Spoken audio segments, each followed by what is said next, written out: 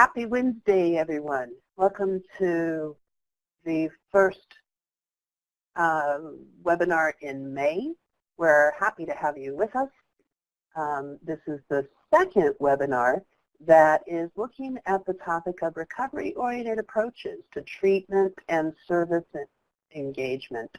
And we're really glad to be talking about engagement because at its most basic, we can't do any good work if folks aren't feeling like they're where they belong and where they're wanted. Today is an exceptionally exciting webinar, and we're going to jump into that content in just about 2 minutes. But first, I want to take care of some housekeeping details. My name's Melody Reefer. I work with Advocates for Human Potential, and I'll be your moderator today. I want to thank SAMHSA for providing the funding for this webinar, and also let you know that the views and opinions that are expressed during this presentation are those of the presenters and don't necessarily reflect the views and opinions and policies of the Center for Mental Health Services or the Substance Abuse and Mental Health Services Administration or the U.S. Department of Health and Human Services. If this is your first time in one of our webinars, I want to introduce you to the room, the screen that you're looking at. It's comprised of a number of pods or boxes, and each box does something different. If you look in the upper left-hand corner, you're seeing the smiling faces of the people I'm going to introduce you to in just a second. These are our presenters. Right below that, there's information on how to access closed captioning information. If this would assist you with being able to understand the content, I would invite you to click on the link that's provided, and a separate window will open and the closed captioning will appear in that window. Right below that is the participant chat. And look at you guys. Y'all have found that and are saying hello, and we are very glad to have you with us. Nice to see how broad and deep the audience is and where y'all are from. Thank you for being there. To the right of that pod at the bottom is a very important box. This is the tech and topic questions.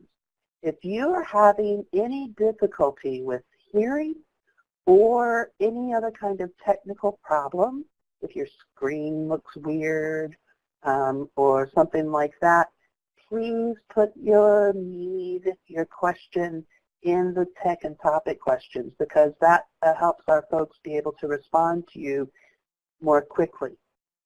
And if you have any questions about the topic being discussed today, questions for our presenters, questions about the content, also put those questions in that box. We're able to capture all of the questions and line them up and use them during our Q&A, which will be at the end of the presentation. You can enter your questions at any point. I just need you to be sure and type it into that box, okay? Let's see. Continuing education. Everybody likes continuing education. You are able to get a certificate of participation by looking at the download materials box, which conveniently is just to the right of the tech and topic questions. There are other things that you can download, and all you have to do is click on the item or items that you want to download, and it selects it, and then the button that says download files will open, and it will pop up a window that you need to answer to download those materials. You can do that at any point. The most important pod, however, is the one that contains the slides.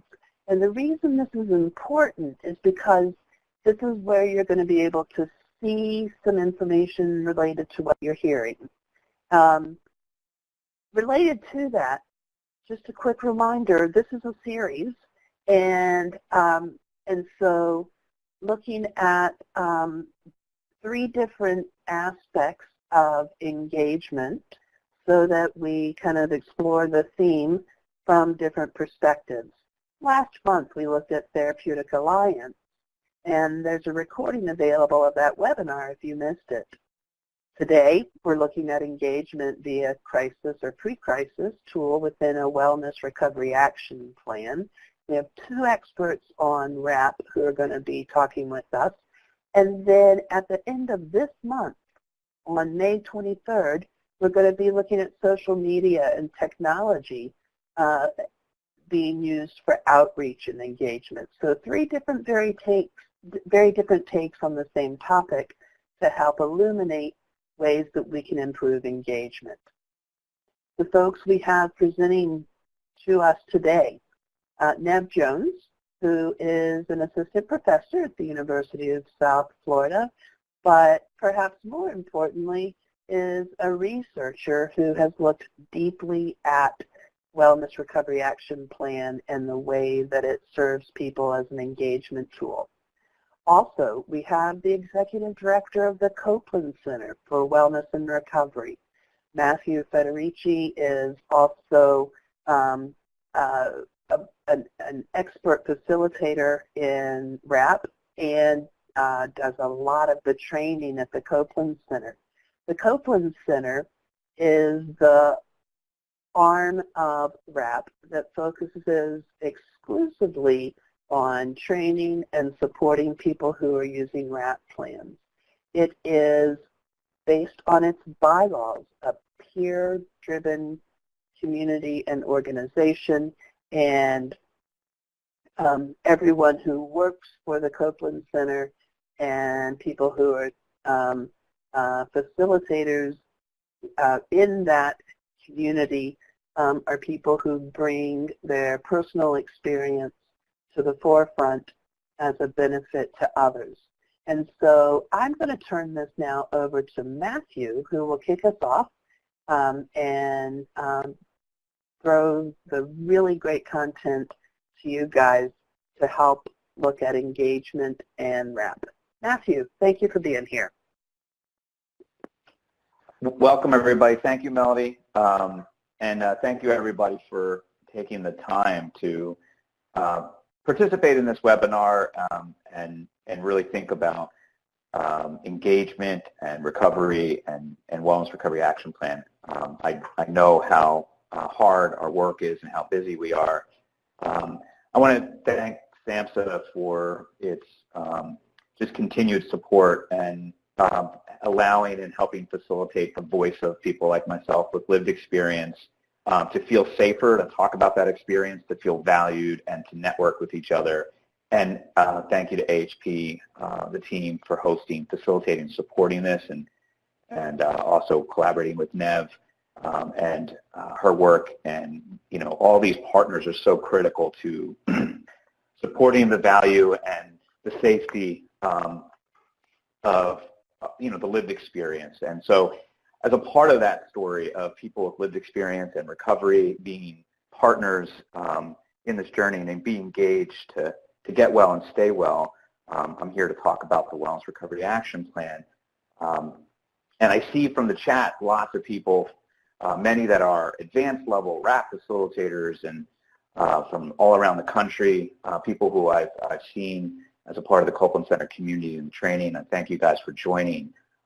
And I do want to say I live in the Pennsylvania, Philadelphia area, so if there's any ways I can support people who I see from that area, I'm really local and I make the time. So the Wellness Recovery Action Plan is a process. It is a structure.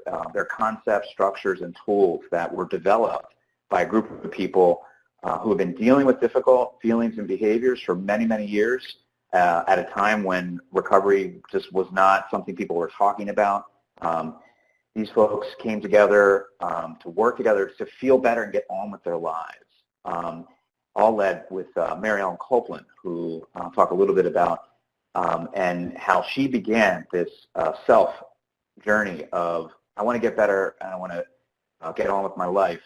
And maybe, because I've witnessed my mother, this is Mary Ellen's mother, who had gone through a time when they called hospitals and institutions insane asylums, and bearing witness to her moving moving beyond in her life gave her the inspiration to say that there had to be more than just staying stuck and managing. And that's what began this journey, what we call now RAP. So she worked together to develop a program with people who were dealing with these things, speaking from their lived experience. And now we have a guide that allows people to move through the process of identifying their personal wellness resources and how to use those resources as a guide for daily living, dealing with triggers, early warning signs, signs of symptoms, or as what we call like indicators that things are breaking down, and developing advanced directives or crisis plans as well, which include advanced directives and a post-crisis plan. And all of these components evolved as peers were engaged with Mary Ellen and others, really looking through what structures are going to keep us moving forward. So moving forward, I'm actually here in California right now in the midst of an advanced level training, and we have about 26 people here. And I can just tell you that this is the experience that's been going on since Mary Ellen begot this process. There are people in the room here that are coming from Latino communities, transgender, transition age youth, you know, people coming from all around the country, working in various different capacities, some in peer roles, some, you know, one example while we're here is someone who's an advanced level trainer who is just presenting on how they would engage with a group and talking about her experience of going from being a psychiatric nurse at a time when, you know, practices were not recovery oriented, and just going from following policies and procedures that were very challenging to come into an environment and have to use cigarettes as a motivator to behavior in the place, to and just really finding that those values didn't strike well. And now at a place where she's facilitating RAP and she's connecting with people in services and benefiting from her own RAP plan as she's transitioning into the issues and challenges and multiple health issues into older age. And to be able to come together from that lived experience of getting well and staying well and dealing with various health challenges. Last night, there groups of people as a part of their wellness tool after a day of training formed their own 12-step meeting to support them through their process. And this is the diversity that comes together. And when we talk about this being a peer-based practice, we're talking about creating an environment where each person can start where they need to be. Many of us have been given mental health diagnoses, but what connects us is this common language of what are those feelings and issues and challenges we experience on a day-to-day basis, and how are we developing strategies and learning from the ideas that are generated in the room. So it indeed is a co-facilitated group process that is very rich in diversity. And I think this is really why it's been so engaging and powerful, is because people can start wherever they're at in the ways in which we invite the conversations. So the conversations are guided by a standard curriculum, a standard structure that Mary Ellen guided in her journey. So we talk about that this work, the practice of RAP facilitation, is based on a four-part study, and it was Mary Ellen's personal study of how to get well and stay well. And the first part of that was, as she heard people's story about what they were doing and what their story was of getting well and staying well, she identified 5 key concepts that were emerging from those lived experience: hope, personal responsibility, education, self-advocacy, and support. And this became a foundation for the initial peer groups coming together around this, until there was basically a call for, I need more structure.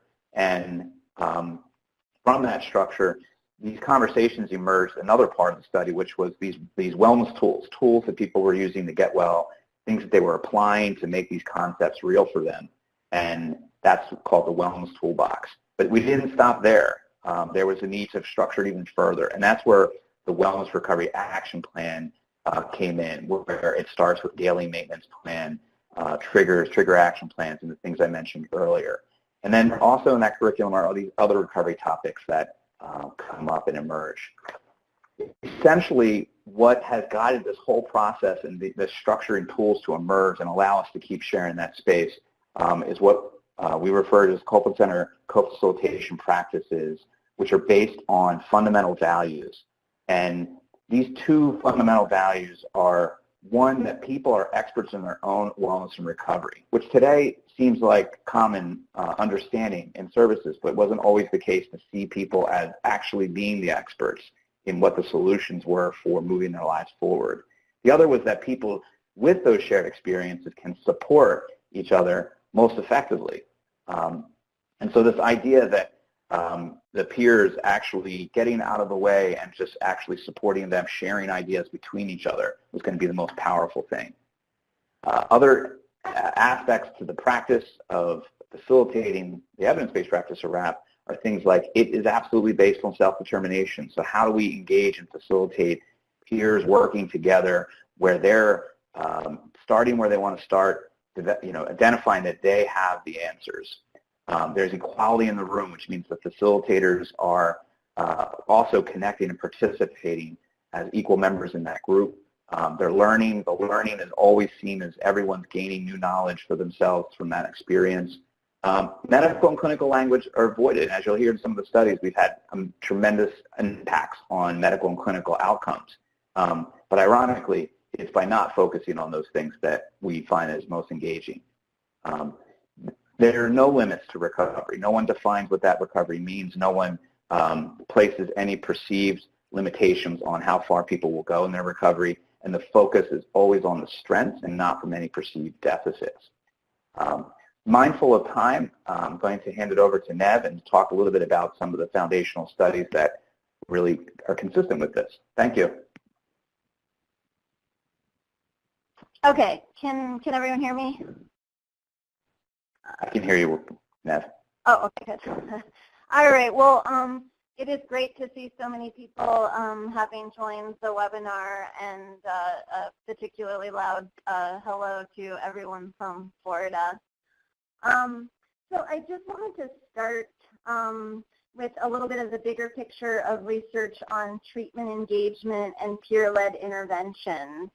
And this may or may not be surprising to people, but there's actually been incredibly little research that looks at how engagement or participation in an intervention like RAP or RAP specifically then laterally impacts how people are interfacing with behavioral health services. And in our case, we were particularly interested in prescribers, psychiatrists, or people prescribing medications, and then medication-related decision-making. So in 2011, as part of an NIMH-funded research center on treatment engagement, led by Dr. Pat Corrigan in Chicago, our research group decided to sort of investigate this issue and look at the lateral impact of participation in RAP on participants' relationships to providers and treatment decision-making. And sort of the big picture of our research is that we found incredibly strong synergies between what we heard from participants and the self-determination theory literature. And that's why I'm starting there, to try to give us this kind of conceptual framework for thinking about the change, the kinds of changes that I'll illustrate in the following slides. So just to begin by really briefly kind of summarizing and describing self-determination theory, the core idea is really that people are most likely to engage in sustained behavioral change. So for example, quitting smoking, engaging in an exercise regimen, monitoring their metabolic health, or maybe sticking out a course of psychotherapy, if they actually want to or are motivated to do those things for themselves, for their own reason.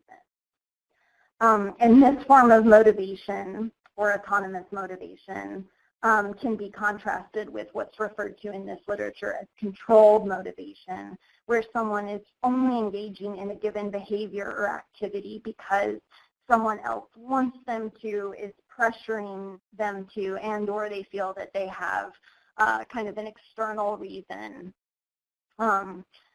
So self-determination theory then holds that providers and services, at least when we're talking about sort of medical and mental health care, that support the development and strengthening of a client's autonomy, in this case including autonomy over medication-related treatment decisions, is in turn going to help that individual develop his or own autonomous motivation. So that's really the key thing. And we actually came to self-determination theory after doing the project, and we're like, wow, this is a really, really strong illustration of SDT, as it's called. So the next slide gives a bit more of a visual depiction of SDT. So on the left side, we have controlled motivation or mustivation, and on the right, wantivation or autonomous motivation. And these terms are thought to lie on a continuum, and self-determination theory kind of holds that in many cases, things start out as mustivation. So for example, we might be exercising because a partner or spouse tells us to, but it can turn into wantivation over time and ideally well. So in the exercise example, you might realize that you actually feel a lot better and more energetic when you exercise, or you might discover that you actually love something like running or swimming, and now you're doing it because you really get a lot out of this.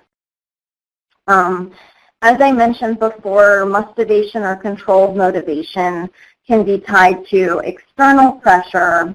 So again, somebody pressuring you to do something, or internal pressure, or the feeling that you have to do something for social, political, or other reasons, even though you personally would rather not.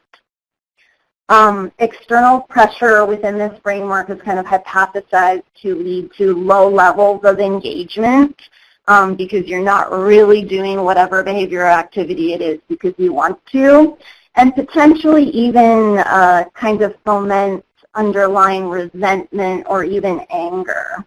And for internal pressure, guilt and shame, because you're doing something you don't really want to do, but you feel like people are expecting you to do it.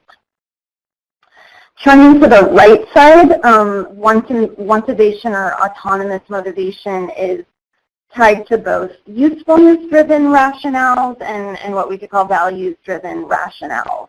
But in both cases, the effect is kind of hypothesized to be this really positive sense of volition, or of doing something because you want to, and you're doing what you want to do because you want to, kind of for your reasons, and gratification or pleasure. Okay, next slide. Just in terms of the empirical support for self-determination theory, there's actually this huge body of literature supporting the kind of core model and core claims, and that holds across all kinds of different health domains, including weight loss, tobacco and drug cessation, physical health interventions, diabetes maintenance, psychotherapy, etc. And there's been, lesser attention on, kind of intervention and behavioral stuff related to behavioral health, but we're starting to see that better represented within this literature. Okay. So now I want to turn to our research project. So this was a qualitative study, but a pretty large qualitative study. And as I said earlier, our core goal was to really understand how participating in RAP would impact relationships with providers, use of medications, and medication-related decision-making. And the sample consisted of 54 participants from across the state of Illinois, spanning, urban, suburban, and rural areas within the state, and very diverse demographics in terms of, who the participants were, and what they had really been through and what their treatment experiences were like. And this definitely included people with lengthy histories of homelessness, repeated or involuntary hospitalization, and periods in which they had been completely disengaged from behavioral health services. And then to to sort of, prep people before we really moved into talking to them about RAP and the impact of RAP, we kind of asked them, how do you understand disengagement? Because this whole project is trying to look at how RAP might impact, these provider relationships, but what do you even think disengagement is, and how have you experienced that? And really what emerged was sort of very much kind of a multifaceted, kind of vision of what disengagement can be and how that can play out. So a subgroup of participants, just for example, explained that for them, disengagement was very intentional and motivated by anger and resentment over being controlled and bossed around by other people. And one of the participants, for example, described many years in which even though he knew that the medications he'd been prescribed helped him and made things go better, he was so angry about the fact that his kind of family and providers, or he felt like that he was just being forced to do that, that he refused to take them as a way of just pushing back against those people, not because he actually had an issue with the medications themselves. Others explained how they nominally attended services, so they were there, their bodies were there, but because they felt disempowered, they never spoke up for themselves or asked questions. So in a certain sense, they weren't really engaged, even though they were there because they didn't feel sufficiently empowered. Others were either just sort of going through the motions or passively relying on providers. And had kind of internalized that, like, I shouldn't really have a say, and so I'm just going to do, whatever kind of people tell me to do. And so I think kind of, at a more meta level, both these really kind of actively negative responses to feeling controlled and these other kind of varieties of disempowerment really seem to underlie a lot of the disengagement and what people themselves were referring to as disengagement. In terms of how RAP or how participants felt that RAP had impacted them, we found 4 major themes. First, greater confidence communicating with providers. Related, greater assertiveness, expressing needs, concerns, and preferences.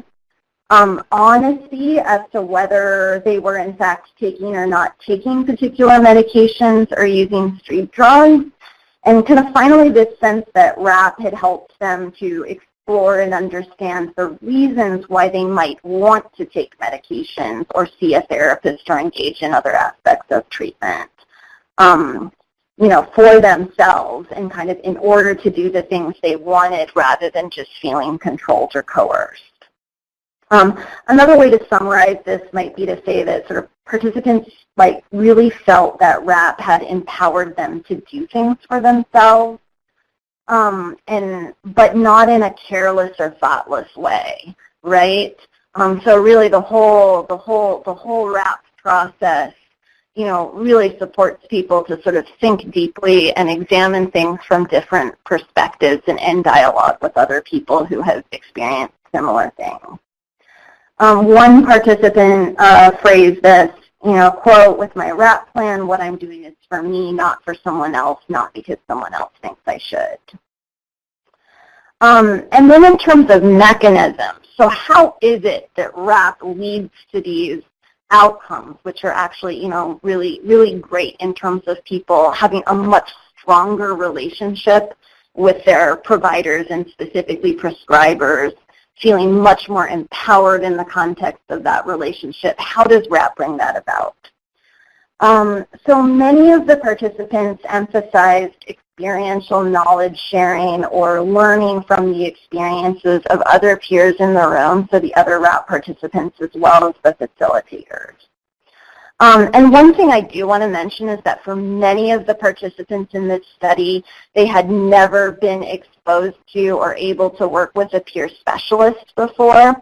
And so I think, to be fair, some of what they were praising about RAP it wasn't necessarily just specific to RAP. It was really coming across a peer specialist for the first time and just being like, wow. I mean, to some of the people in our study, you know, it was really a major sort of break in terms of what they'd experienced before and coming in contact with this person who was like them. And, you know, now able to sort of to help people and share and facilitate this healing process. Then there was much greater awareness and self-understanding. And so, you know, kind of through dialogue and through the whole, you know, RAP process and the intervention, you know, kind of really coming to understand their own motivations, to understand their own values much better, and then that kind of translating into them understanding what they might want out of their relationship with providers. And maybe ways that they could phrase things and ask for things that tied them to their history, to future crisis planning, et cetera. And then self-efficacy and activation. So, and a lot of this, again, is to sort of stay empowered and then really acting on that empowerment. Some of this was feeling inspired by their peers in the room, feeling inspired by the RAP facilitators, and feeling like they had much better traction over their own issues, felt encouraged by other people to speak up for themselves, and then really started to take actions to do that. And a lot of people described specific stories of they got out of RAP and they went into a meeting with their provider and they said, you know, here's what I actually want to be going on. Here's what's important to me. Can I reduce this med? You know, let me go back to this med that I, you know, was on 5 years ago and actually I think worked better for me. So people definitely had these very concrete, specific stories of how this had kind of impacted them and enabled them to go back to their provider in a much healthier relationship really now. And then this is just kind of, you know, a summary slide to say that if we just kind of go back to this graphic from self-determination theory, really what we're saying is the role that RAP seemed to be playing for many people was helping them move from this space of motivation or controlled motivation to one-ovation or autonomous motivation, doing things for themselves and feeling much more empowered in doing that. And just a reminder again, if we think about engagement as just nominal engagement of just being there in the room, and that's what we've been measuring, or if one was measuring that in a more quantitative study, we wouldn't necessarily have seen change for a lot of people. But when we're, you know, when we're really kind of digging deeper and looking at activation and looking at the that person's sort of capacity and perceived capacity to really advocate for themselves, to be actively involved, huge differences potentially. So just that distinction is really important here, I think. Okay, and we just wanted to throw in one additional recent study, additional kind of piece of evidence supporting RAP, and really just to sort of you know, emphasize that we are continuing to kind of, you know, learn more about effectiveness and mechanisms. And in this particular study, the focus was really on learning from crisis situations and being able to plan for the future. And I think that, again, if we think about engagement as a deeper thing that's not just showing up for services, but that's really playing an active role and really being able to plan for the future, you know, again, another benefit here. And the more comfortable people feel with that and the more ownership they feel over their own experiences, that's going to be conducive to advocating for themselves and having meaningful, meaty conversations with providers where you're not just sitting in the room and, you know, feeling just very silenced or silent and not able to speak up.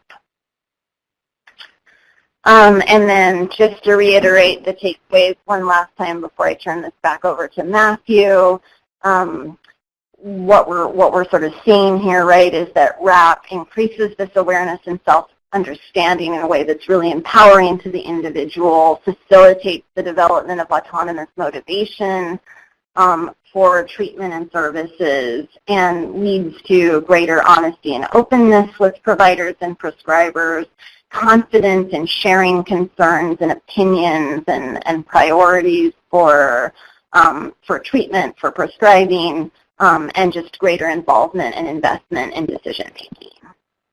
And now I will turn it over to Matthew.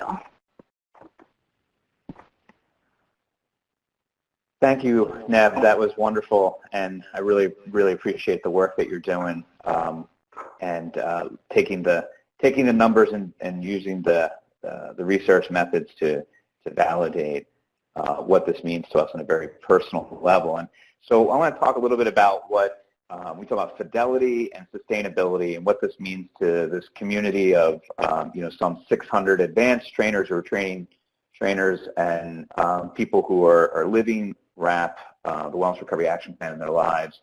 When we talk about fidelity and sustainability, it's really akin to this whole conversation. It's about engagement. And for us, it's engagement in being well in our lives and connecting with others to be well too. So I think what's really helpful is when we talk about WRAP engagement, and when we're thinking of WRAP, we're really thinking of this co-facilitated peer group environment, that we are getting that support to go through this structure and live and internalize these concepts, these tools, this way of approaching daily life.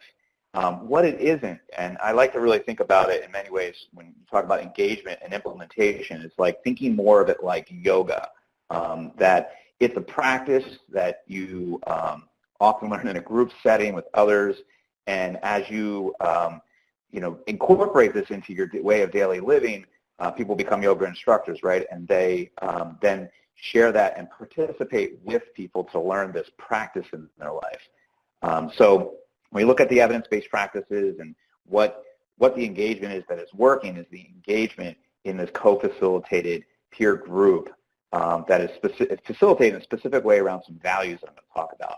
What it isn't when we're talking about the engagement is it's not the engagement in a written plan. It's not an engagement in a one-on-one approach to solving your problems or managing your symptoms. It's not even a psychoeducational training or a didactic course. Although many of those pieces can help us engage people into what ultimately is activating people, which is that specific peer-facilitated group process of peers working together in mutuality to share and talk about how they're living this. Writing the plan is a strategy that helps that we use in the course. Doing some one-on-ones when we're in that group setting or prior to let people know what this is all about and what they would discover in the group. Doing overviews like we're doing right now, which is very didactic. These are all part of the engagement. But it works best when people learn the standard curriculum concepts through a co-facilitated peer group environment which follows core values and practices. Those are things that every session conveys a message of hope. It facilitates and illustrates ways participants can advocate for themselves.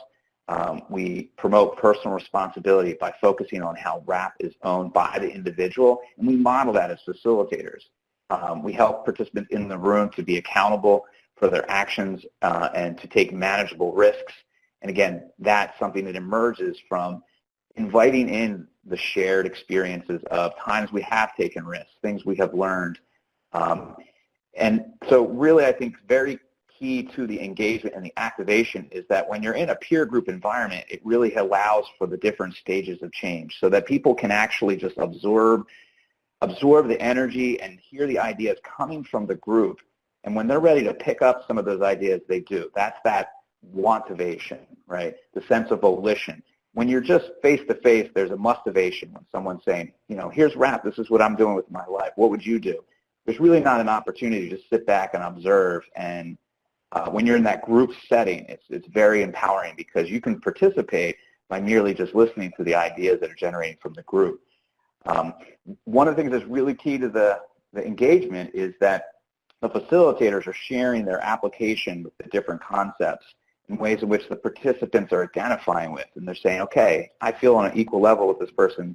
They're going through something similar, and they're modeling their things they're doing within their control. What's wonderful about the diversity is that RAP is coming from a broad-based perspective. So actually, it's very effective in the evidence-based study where people who are identified as I have been in and received services. But we also don't want to get stuck into that identity. So it's wonderful that we have people who are psychologists, psychiatrists, therapists, and social workers by training, but show up alongside of us talking about how they have life issues and different health issues, and sometimes both mental health as well. And so having co-facilitators really model that there are diverse perspectives. So maybe I do have a mental health diagnosis and I'm sitting in this RAP group, but where I really want to start is to use this plan to lose weight. So we really, find that the engagement is really engaging people and inviting them to start where they want to start with these plans, with these ideas. So personal sharing is key through the co-facilitation model. Again, if you're looking at what's the very best way to engage, what was the evidence-based study looking at? It was engaging people to be a part of these group environments. And anyone can be in part of those group environments. Keep the focus on what people do well and generating ideas from the group. So there are very specific approaches to no judgment, no analyzing, no evaluating. This can be really uncomfortable sometimes because even for me, sometimes we can say things like, doing self-harm was a way that kept me alive for a period of time. And, we reflect back that if smoking cigarettes is what's getting you down the path of engagement to not using more harmful things, we write that up. There's no judgment. We move along. We keep brainstorming. We're generating ideas from the group. Anytime we generate ideas about things that are challenges for us, we immediately go to, okay, what are some action plans that people are using to move past that? Again, medical and clinical language is avoided, and we really focus on what do these things mean in day-to-day experiences. We avoid giving final answers because this is really about not teaching, it's about facilitating. So people may have questions, what do I do here, what do I do there? Facilitator approach in this work is to give it back to the group, provide personal examples and say, but there's lots of different pathways, and it's really key to people understanding what the application of RAP is. So I put up a slide here that shows you during the initial evidence-based study, they utilized a Fidelity observation checklist, and it looked at both co-facilitators. And I'm just showing you the format that it was really looking at managing how well did those values and ethics, some of them I just talked about, show up. For example, were there examples from personal lives of the facilitators being conveyed? Did the ideas convey that people can get well and stay well? This notion that there are no limits. There are things people can do despite whatever challenges or labels they've been given. So how we built capacity over a decade plus now is this has been rolling out in that format that I just talked about, following the values and ethics in those peer group environments, has rolled out all around the country and as widespread as Hong Kong and other countries. So it's really upheld its cross-cultural applications. So there's huge capacity of people in various different life circumstances that have gone through the group process and are living the values, living the concepts and the practices in their lives. Those individuals now have the basis of daily life practice and become facilitators. That facilitation course is all about how do we invite conversations and facilitate those conversations that keep to those values and ethics, right? So, how do we develop and build support that's mutual in the room without developing a sense of rules or guidelines, but yet awareness of how we each have the ability to take care of ourselves. Self-care is the foundation of what this is about. And then there's an advanced level course, which is how do we mentor other people to be facilitators, all the while just advancing our own daily life practice. So think again about it's like yoga practice. It's not just about disseminating information. So just want to highlight a few things here. Agencies and systems can facilitate both formal and informal groups, and they have indeed around the country, both as a part of their services, but also after hours, churches, coffee shops, type of format. There are networks that strengthen their own practice and application of RAP and things they're learning about how to keep engaging. Keeping the focus on RAP is not a plan or a document, but a process and a way of life. It's about mutual learning, being inclusive so that it really is seen that this is for everybody and anybody, which can give people a broader sense of how they can use it beyond just managing a diagnosis. Incorporate RAP concepts and values into the planning process on multiple levels. So we're actually working with organizations that are utilizing the values and the principles to being well on the workforce, being well as a part of the team. So the language that we talk about and how do we support each other, during difficult days of doing this work is the same language that we use when we're working with people who we directly provide services to. Maintain voluntariness. Right. Always allow people to participate how they want to participate, when they want to participate, and if they participate. Never connect completing or doing RAP groups as a part of, if you do this group, you can get this reward. Accommodate a variety of learning styles. So it's really, if people aren't into reading and writing, they don't have to be, because it's really the group discussions, the interactions, the sharing with each other that has been the engagement into what RAP is meaning for people in their life. Use arts and crafts, collages. So here's one of the things that have been said about the Wellness Recovery Action Plan. It's interesting because we don't refer to things in this way, but when asked about how has this helped them in their treatment, even though we don't really talk about symptoms as much as we talk about experiences, people are saying it was only after being a part of this group and developing a plan, especially figuring out exactly what triggered my symptoms and telling my doctor what I'm like when my symptoms are at the worst compared to what I'm like when I'm symptom-free, that an actual mental health diagnosis was finally made for me. And for me, what this represents was that is the self-awareness that emerged from being a part of a group where everyone's reflecting on their experience.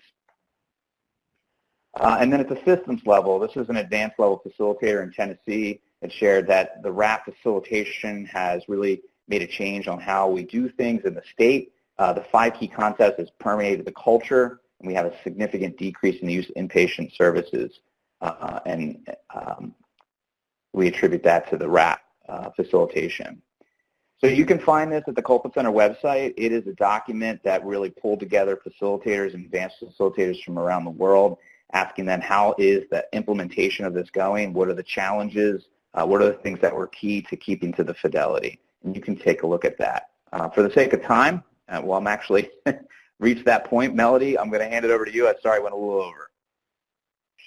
Oh, that's okay, because I have to say you guys are brilliant, and I love that you're able to speak to the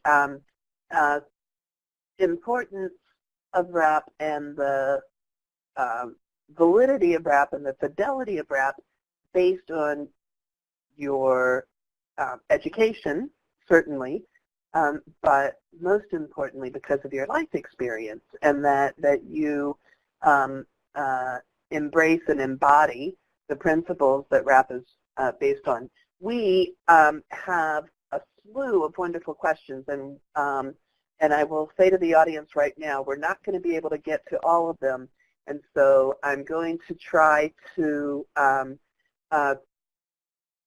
get to some that finding the information in other resources might be more challenging. So with that,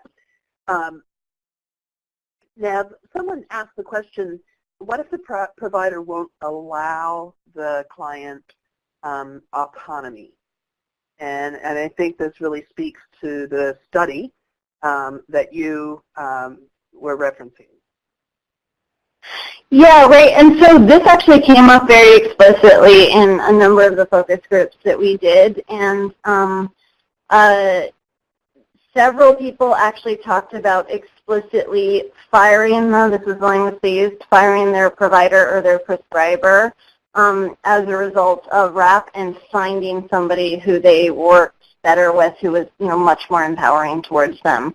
So, and I think that's a really, really positive outcome, because being in a relationship that's not working, that's perceived as very controlling and disempowering is not a good thing, and it's not a good thing for any of the kinds of outcomes that we all care about in terms of recovery. And so, and I think at least one of those people, if I remember right, even I don't know if it was formally part of a RAP session or outside, but with the other RAP participants, drafting the letter. So I think, again, that empowering people in this way, in this really kind of positive way, is not a bad thing, and it's not insurmountable. That there are, of course, problems within the system, and there are maybe, providers who aren't receptive to doing things differently. But people were able, and this was even in rural parts of Illinois, to find people. So I think it's a really important point. Like that again, there's tools provided through this, and solidarity. People were sharing their experiences about, this provider really listens to me. Mm-hmm. That's an interesting point to kind of land on, that we can have discussions about who's not good to work with, or we can have discussions about who is good to work with, and sharing that information. I also would have another question, and this is about whether or not there's any evidence that points to effectiveness related to introducing RAP during a short-term acute care or crisis hospitalization, or is there some component of RAP that would be better suited for that kind of setting?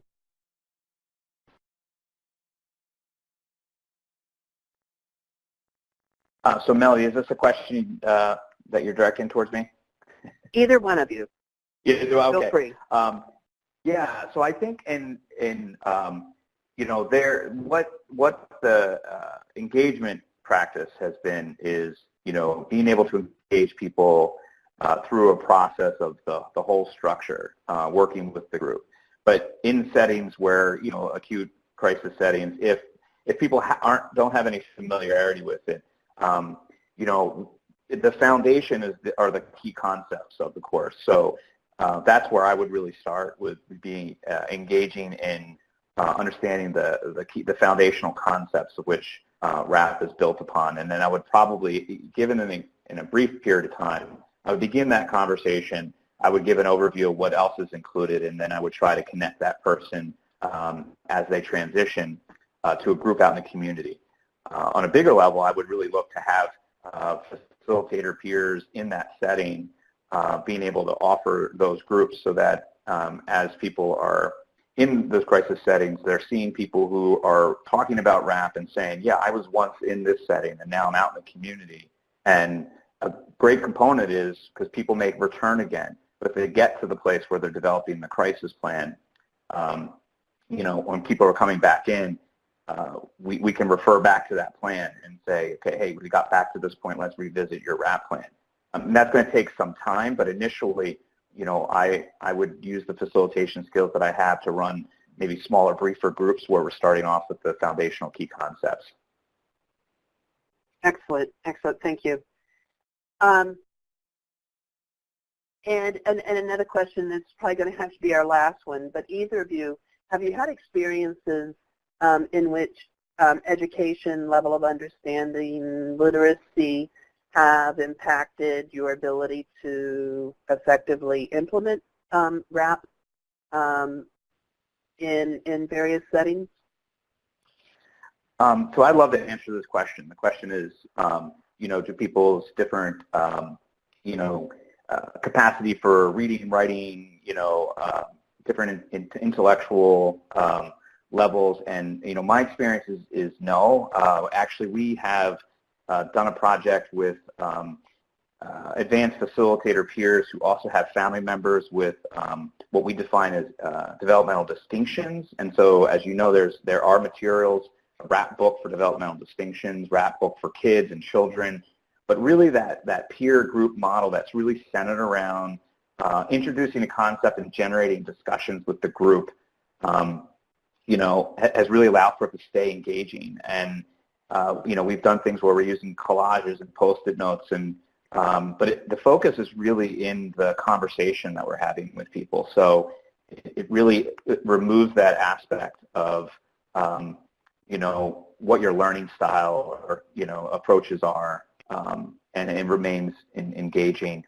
And I don't find that regardless of cultures, where we're at, where we're dealing with translation, or when we've done this in groups of people who are in what's considered to be developmental disability populations, that those conversations are any less engaging. They're always engaging. People always seem to have ideas of what these mean to them, what the concepts mean to them, what a trigger might mean to them. We may have modified some language where in developmental distinctions, we've changed from when things are breaking down to when things are getting worse, because one individual shared that like breaking down means something very physical to his condition, and we found it was more engaging to talk about, when things are getting worse. Working with youth and high schools, we found emphasizing the wellness component, because the recovery aspect of it, became a signifier for something else to the high school students. So keeping the focus on more common language like wellness was also engaging. Thank you so much. And actually at this point I want to thank both of you. It was interesting, there were some people who joined the call a little bit late and they're like, who are these people talking? Well, I want you to see them and know who they are. Go ahead and Google them because it's worth a minute. Nev Jones, thank you so much. It's been a pleasure to work with you. Matthew Federici, I had never met Matthew in all the years that we've run in the same circles, and then accidentally, right after setting this up, I bumped into him. And so, Nev, your turn next. But thank you both for what you bring to this conversation and with the authentic voice with which you share it. I want to also thank SAMHSA because their funding and support of Recovery to Practice has allowed us to bring this and all of the other webinars that are available, by the way, on YouTube, and grounded in a belief and principles of recovery, and we wouldn't be able to do this without their support. Recovery to Practice, if you don't know, is a project that is geared towards education, training, and resources to support the work of people who are delivering services right there, direct service staff, their bosses, the agencies. And so it's not necessarily for a bunch of folks who are thinking about doing some work, but people who are doing work. And this includes a mix of disciplines and doctors, psychologists, psychiatrists, everybody, peer specialists, family members, all folks who are concerned with this work. We have resources if you want to continue your learning, but please feel free to download this information so you can get it. There's also more information about engagement. This one looking at family engagement through the Recovery to Practice newsletter. You can get it in email. You can go to the SAMHSA website and download it. We want you to have access to as much information as possible. There's one more webinar that's going to look at engagement, and that's engagement in technology. It's going to be fantastic, and it's information that a lot of people don't. So if you're looking to deepen your understanding of how we can join the 21st century a couple of decades late, this will help us do that. And then in the coming months, we're going to be looking at medication and how to use medication under a recovery-oriented frame. If you want to access a certificate of attendance, or if you want to get continuing education credits for the time that you've spent on this webinar, please click the link that's going to be available for you. And there's a short quiz, and you'll be able to get the continuing education credits. They are offered to you through NADAC, which is the Addictions National Organization, and it is transferable to a large number of other disciplines, which is one of the reasons why we're grateful for their support. mostly we're grateful that y'all showed up and offered information through the participant chat and through your questions that helps create a community, even in these distant relationships that we bridge through the internet. So thank you for what you do. We're really glad to have you be a part of our community, and we look forward to seeing you join us on our next webinars. The next one's at the end of May. We will talk to you then. That concludes our webinar for today. Thank you.